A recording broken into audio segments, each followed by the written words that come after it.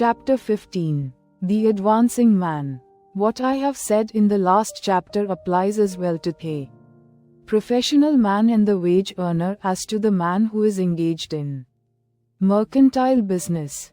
No matter whether you are a physician, a teacher, or a clergyman, if you can give increase of life to others and make them sensible of the fact, they will be attracted to you, and you will get rich. The physician who holds the vision of himself as a great and successful healer, and who works toward the complete realization of that vision, with faith and purpose, as described in former chapters, will come into such close touch with the source of life that he will be phenomenally successful. Patients will come to him in throngs. No one has a greater opportunity to carry into effect the teachings of this book than the practitioner of medicine. It does not matter to which of the various schools he may belong, for the principle of healing is common to all of them, and may be reached by all alike. The advancing man in medicine, who holds to a clear mental image of himself as successful, and who obeys the laws of faith, purpose, and gratitude, will cure every curable case he undertakes, no matter what remedies he may use. In the field of religion, the world cries out for the clergyman who can teach his hearers the true science of abundant life. He who masters the details of the science of getting rich, together with the allied sciences of being well, of being great, and of winning love, and who teaches these details from the pulpit, will never lack for a congregation. This is the gospel that the world needs. It will give increase of life, and men will hear it gladly, and will give liberal support to the man who brings it to them. What is now needed is a demonstration of the science of life from the pulpit. We want preachers who can not only tell us how, but who, in their own persons, will show us how.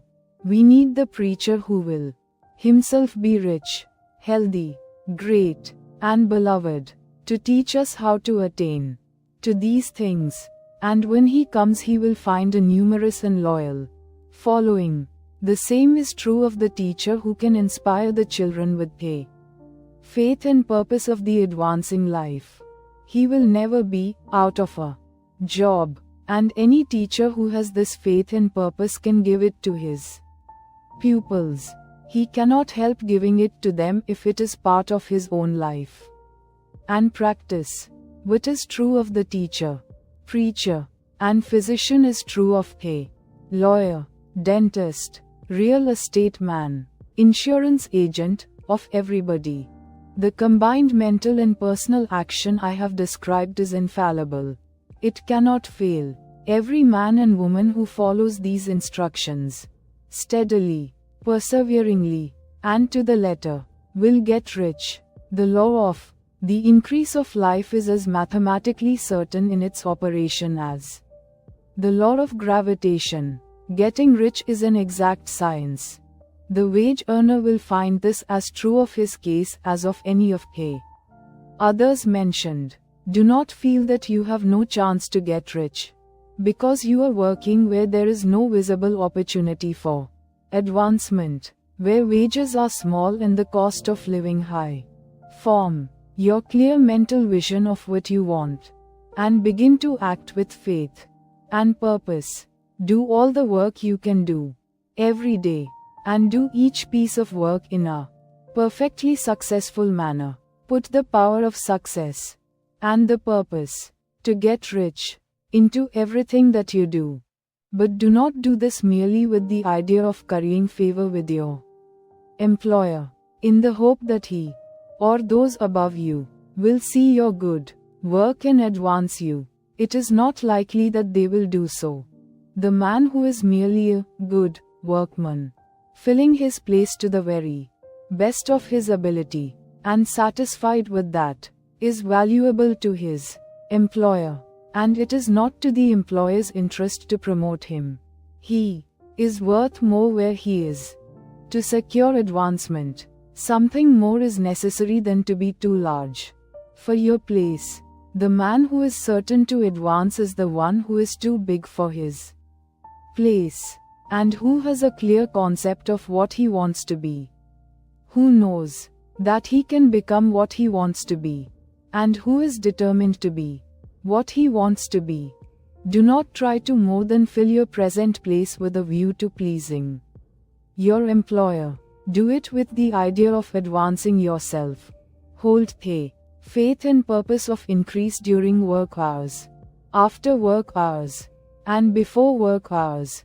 Hold it in such a way that every person who comes in contact with you, whether foreman, fellow workman, or social acquaintance, will feel the power of purpose radiating from you, so that everyone will get the sense of advancement and increase from you. Men will be attracted to you.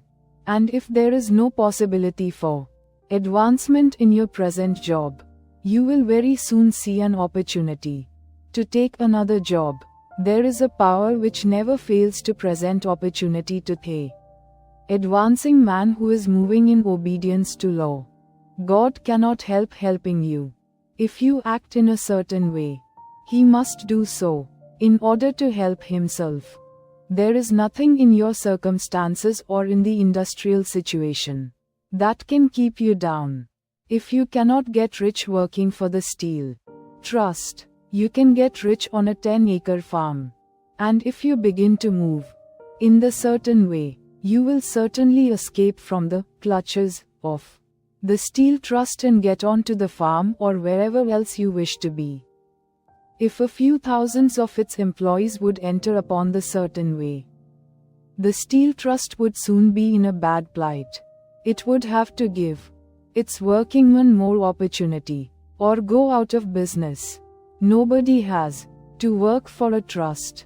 The trusts can keep men in so-called hopeless conditions only so long as there are men who are too ignorant to know of the science of getting rich, or too intellectually slothful to practice it. Begin this way of thinking and acting, and your faith and purpose will make you quick to see any opportunity to better your condition. Such opportunities will speedily come, for the Supreme, working in all, and working for you, will bring them before you. Do not wait for an opportunity to be all that you want to be. When an opportunity to be more than you are now is presented and you feel impelled toward it, take it. It will be the first step toward a greater opportunity. There is no such thing possible in this universe as a lack of opportunities for the man who is living the advancing life. It is inherent in the constitution of the cosmos that all things shall be for him and work together for his good. And he must certainly get rich if he acts and thinks in the certain way. So let wage-earning men and women study this book with great care, and enter with confidence upon the course of action it prescribes. It will not fail.